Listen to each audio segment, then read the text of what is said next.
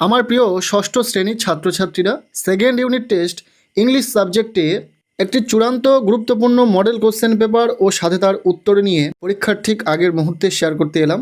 এই ইংরাজি প্রশ্নপত্র থেকে প্রশ্ন পরীক্ষাতে তোমরা কমন পাবে। শুধুমাত্র সিন আনসিন নয়, গ্রামার পাশাপাশি রাইটিং থেকেও পরীক্ষাতে কমন পেতে চলেছো। কাজেই ইংরাজি পরীক্ষাতে যারা দুর্দান্ত ফলাফল করতে চাইছো, অবশ্যই এই কোশ্চেন পেপারটি সম্পূর্ণ দেখো উত্তরসহ। শুরুতেই রয়েছে সেকশন এ, রিডিং কম্প্রিহেনশন সিন।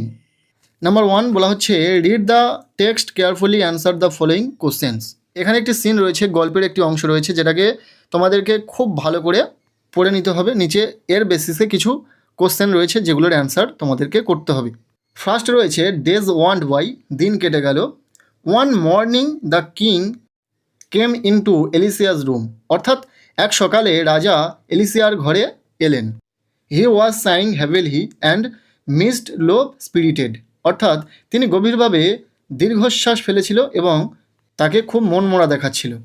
নেক্সট রয়েছে he had down miserably lining his head upon his hand and his elbow upon the kitchen table, অর্থাৎ তিনি দুঃখের সঙ্গে বসে পড়লেন, কোনোই রান্নাঘরের টেবিলের উপর রেখে মাথায় হাতে ভর দিলেন।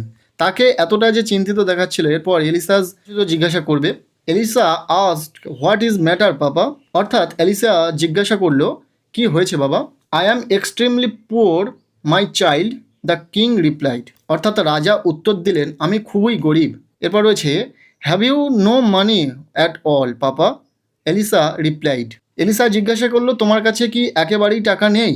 তখন তার বাবা বলল no my child, is there no way left of gaining any papa. এর সাথে এটাও বললো যে টাকা পাওয়ার কি আর কোনো উপায় বাকি নেই। এভাবে প্রতিটা লাইন বাই লাইন মানে বলতে থাকলে ভিডিওটা অনেকটাই লম্বা হয়ে যাবে। তোমরা একটু পড়ে নাও ভালো করে। গল্পটি পড়ে নেওয়ার পর নিচে রয়েছে কোশ্চেন। এই গল্পের নিরিখে কিছু প্রশ্নের অ্যান্সার তোমাদেরকে করতে হবে। ফার্স্ট অফ অল রয়েছে নাম্বার এ, বলা হচ্ছে complete the following sentence with information from the text, অর্থাৎ নিচে যে বাক্যগুলি রয়েছে সেটাকে তোমাদেরকে সম্পূর্ণ করতে হবে। কি রয়েছে অ্যান্সার আমরা করে দিয়েছি, তবে তোমরা দেখে নাও প্রশ্ন। Number 1, the king set down lining dash, ওপরে গল্পটি দেখে তোমাদেরকে বাক্যটাকে কমপ্লিট করতে হবে। এখানে আমরা অ্যান্সারটা করে দিয়েছি his head upon his hand. এরপর নাম্বার 2 যে কোশ্চেনটি রয়েছে Elisa began to put her hand dash, অর্থাৎ এলিসা তার হাতে ড্যাশ দিতে শুরু করলো। কি দিতে শুরু করলো? এখানে অ্যান্সার হবে into the pocket where the kept the magic fish bone. এবার নাম্বার 3 রয়েছে as the king came into Elisa's room dash, এখানেও আমরা অ্যান্সার করে দিয়েছি। এরপর নাম্বার 4 রয়েছে Elisa said that they had tried, answer হবে always to get money. Number A থেকে যে কোশ্চেনগুলো ছিল সেগুলোর অ্যান্সার করে দিলাম। এরপর নাম্বার বি রয়েছে, যেখানে বলা হচ্ছে write T for true and F for false statements in the given boxes. এখানে কিছু স্টেটমেন্ট রয়েছে যেগুলো ট্রু ফলস, অর্থাৎ সত্য মিথ্যা তোমাদেরকে নির্বাচন করতে হবে এবং যেটাকে বক্সের মধ্যে লিখতে হবে। আমরা এখানে অ্যান্সার করে দিয়েছি, বক্সের মধ্যে সঠিক অ্যান্সার করে দিয়েছি। তারপরেও তোমরা ভালো করে দেখে নাও। নাম্বার 1 যে কোশ্চেনটি রয়েছে one morning Elisa found the king to be so happy, এটা সম্পূর্ণ ভুল, তাই এটা আমি এফ লিখে দিয়েছি। এরপর রয়েছে নাম্বার 2 কোশ্চেন। এরপর নাম্বার 2 রয়েছে Alisa had kept the magic fish bone in the drawer of her room, এটাও ভুল, এটা ড্রয়ারে ছিল না, জাদুর মাছের কাঁটাটি তার পকেটে ছিল, তাই এখানেও এফ হবে। এরপর নাম্বার 3 রয়েছে the king was very rich, এটাও ভুল, কিং পুয়ার হয়ে গেছে, কিং দরিদ্র হয়ে গেছে, তাই এখানে এটাও ফলস হবে। এরপর নাম্বার 4 রয়েছে the king met Alisa in the garden, একদমই নয়, রুমের মধ্যে তাদের কথোপকথন হয়, তো এটা সম্পূর্ণ মিথ্যা, তাই এখানেও ফলস হবে। পরপর 4টি কিন্তু ফলস। তা বলে তোমাদের প্রশ্নপত্রের যে কোশ্চেনগুলো থাকবে সেখানে তুমি 4টিতে ফলস দেবে না, অবশ্যই মিলিয়ে দেখে নেবে তোমার যে গল্পে রয়েছে, যে সিনটি রয়েছে সেখানে কি রয়েছে তার সঙ্গে স্টেটমেন্ট মিলছে কিনা, তার উপর নির্ভর করে তুমি ট্রি ফলসটাকে ঠিকঠাক করবে। এরপর রয়েছে নাম্বার সি দাগ, বলা হচ্ছে অ্যান্সার দ্য ফলোয়িং কোশ্চেন্স। এখানে 2 মার্কসের কোশ্চেন রয়েছে, 2টি কোশ্চেনের অ্যান্সার করতে হবে, টোটাল 4 মার্কস। নাম্বার 1 যে কোশ্চেনটি রয়েছে why was the king feeling miserable, অর্থাৎ রাজা কেন খুব দুঃখিত ছিলেন, সে অত্যাধিক গরিব হয়ে পড়েছিল তার জন্য, তো আমি এখানে অ্যান্সারটা লিখে দিয়েছি, তোমরা পড়ে নাও। এরপর রয়েছে নাম্বার 2, এখানে যে কোশ্চেনটি রয়েছে what was to Alisa the right moment to use the magic fish bone, অর্থাৎ আলিসার কাছে যে জাদুর ম্যাজিক মাছের কাঁটাটি ছিল সেটা ব্যবহার করার সঠিক সময় কোনটি ছিল? এখানেও আমরা অ্যান্সার করে দিয়েছি, তোমরা দেখে নিতে পারবে। যদি এইভাবে তোমরা প্রত্যেকটি কোশ্চেন প্র্যাকটিস করো তাহলে কিন্তু পরীক্ষাতে একটা দুর্দান্ত ফলাফল করতে পারবে। শুধু এই যে একটি নমুনা প্রশ্নপত্র নিয়ে এসেছি তা কিন্তু নয়, আরও একটি কোশ্চেন পেপার আমরা নিয়ে আসবো, সেখানেও একদম ডিটেলস আলোচনা করব। পাশাপাশি তোমাদের জন্য কিন্তু সবচেয়ে ইম্পর্টেন্ট যে বিষয়টি রয়েছে রাইটিংয়ের ওপর একটা প্রপার সাজেশান দেবো, যে সাজেশান প্র্যাকটিস করলে তোমরা পরীক্ষাতে কমন পাবে। এছাড়াও এখানে যে সিনটি দেখলে এটাও কিন্তু পরীক্ষার জন্য ভীষণ ইম্পর্টেন্ট, পরীক্ষাতে আসার সম্ভাবনা রয়েছে। আচ্ছা, এরপর চলে আসো নাম্বার 2 দাগ, যেখানে বলা হচ্ছে read the correct of the poem carefully and answer the following questions. এখানে আনসিন নেই, এখানে একটি কবিতার অংশ রয়েছে। অনেক প্রশ্নপত্রে কিন্তু আনসিন থাকতে পারে, তবে এখানে একটি কবিতার অংশ রয়েছে যেটাকে তোমাদেরকে ভালো করে পড়তে হবে এবং এর বেসিসে কিছু প্রশ্ন নিচে রয়েছে যেগুলোর অ্যান্সার তোমাদেরকে করতে হবে। এখানে যে কবিতার অংশটি রয়েছে এটিও ভীষণ ইম্পর্টেন্ট, তোমাদের পাঠ্য বই থেকে পরীক্ষাতে আসার সম্ভাবনা রয়েছে খুব বেশি। ঘুড়ি নিয়ে যে কবিতা, I never can do it the little kite said as he looked at the other thing high over his head, I know I should fall if tried to fly, try said the big kite only try, or I feel you never will learn at all, but the little kite said, I am afraid I all fall. The big kite nodded, oh well, goodbye. এখানে কবিতার মানে আমি আর বললাম না, এখানে একটি ছোট ঘুড়ি বড় ঘুড়ির কথোপকথন হয়, যেটা মূলত একটি কবিতা, আর যেটার মানে হয়তো কবিতা পড়ার সাথে সাথে তোমরাও নিজেরা বুঝতে পেরেছো।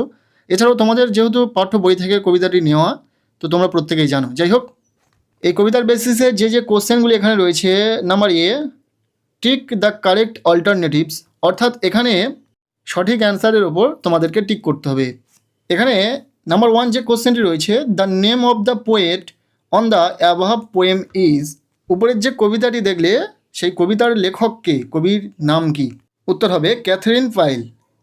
এটা প্রত্যেকেই জানো, অ্যান্সার হবে রাইট অ্যান্সার অপশান সি।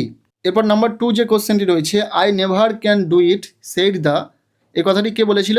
এটা আমি করতে পারবো না কে বলেছিল? লিটিল কাইট মানে ছোট ঘড়িটি।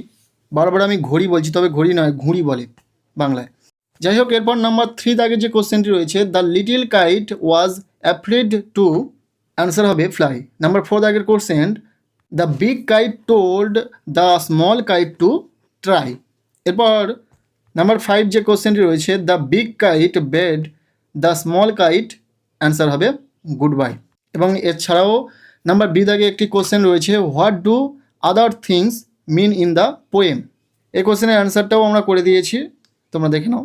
আদার things mean the other kites flying high in the sky.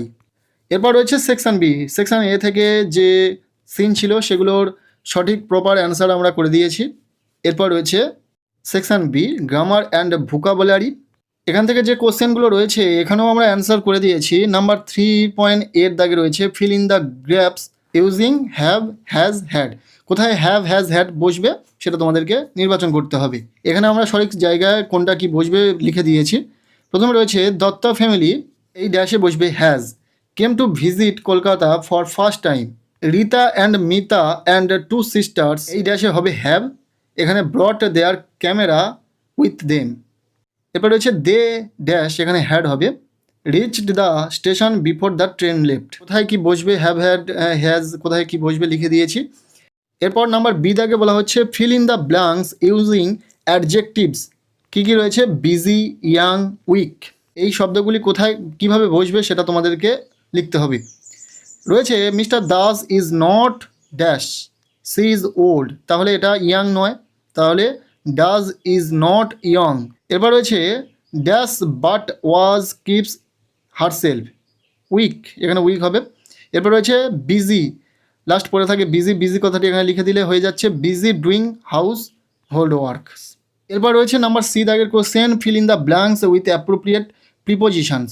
এখানে প্রিপোজিশন রয়েছে 3 নম্বর রয়েছে, 3টি প্রিপোজিশন কোথায় কি বসবে তোমাদেরকে নির্বাচন করতে হবে। টু, অফ, উইথ, এখানে একটি হেল্প বক্স রয়েছে, এখানে রয়েছে টু, উইথ, ইনটু, অফ, এগুলো কোথায় কি বসবে আমরা এখানে অ্যান্সার করে দিয়েছি, তোমরা দেখে নাও। প্রথমটা টু হবে, তারপরে ড্যাশে হবে উইথ এবং তারপরে হবে অফ।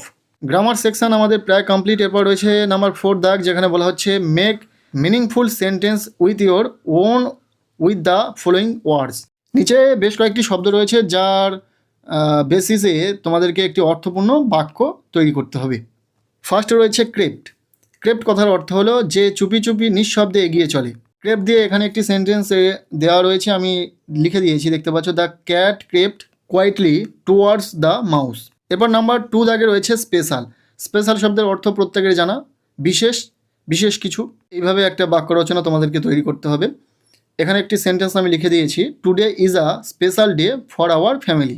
এরপর নাম্বার 3 দাগে রয়েছে ডিসাইডেড, অর্থাৎ সিদ্ধান্ত নেওয়া। এর বেসিসে একটি অর্থপূর্ণ সেন্টেন্স তৈরি করতে হবে, যেটা আমি করে দিয়েছি, দেখতে পাচ্ছ। এইভাবে তোমরা এই সেন্টেন্সগুলো ব্যবহার করতে পারো বা নিজেরা সেন্টেন্স তৈরি করে নিতে পারো। তোমাদের পরীক্ষাতে কিন্তু এইরকমই কোশ্চেন আসবে। আচ্ছা, এরপর রয়েছে শেষ section number C, writing skill. তাদের প্যারাগ্রাফ থাকবেই থাকবে। এখানে যেমন 5 দাগে একটি প্যারাগ্রাফ রয়েছে, write a paragraph about your favourite session within 60 words. আমার কথা মিলিয়ে নেবে। তোমাদের পরীক্ষাতে কিন্তু প্যারাগ্রাফ অবশ্যই থাকবে। প্যারাগ্রাফ রাইটিং থেকে কোন বিষয়গুলো প্র্যাকটিস করবে সেগুলি নেক্সট ভিডিওতে বলে দেবো। এছাড়াও তোমাদের পরীক্ষাতে স্টোরি রাইটিংও ইম্পর্টেন্ট রয়েছে, পাশাপাশি লেটার টু ফ্রেন্ড অর্থাৎ ফর্মাল লেটারও ইম্পর্টেন্ট রয়েছে। কাজেই এই প্রত্যেকটি রাইটিং স্কিলের ওপর আমরা কিন্তু সাজেশন শেয়ার করতে চলেছি। তাই যারা চ্যানেলে নতুন, এই ধরনের আপডেট সবার আগে পাওয়ার জন্য চ্যানেলটিকে এখনই সাবস্ক্রাইব করে রাখো। আজকের এই ভিডিওটি কেমন লাগলো তোমাদের অবশ্যই কমেন্ট সেকশানে জানাতে ভুলো না। ভিডিওটি ভালো লেগে থাকলে লাইক করে দাও, চ্যানেলে নতুন হলে চ্যানেলটিকে সাবস্ক্রাইব করে রাখো, আর পারলে ভিডিওটি প্রচুর শেয়ার করে দাও। প্রত্যেকের ইংরাজি পরীক্ষা খুব ভালো হোক, সবার জন্য শুভকামনা রইল।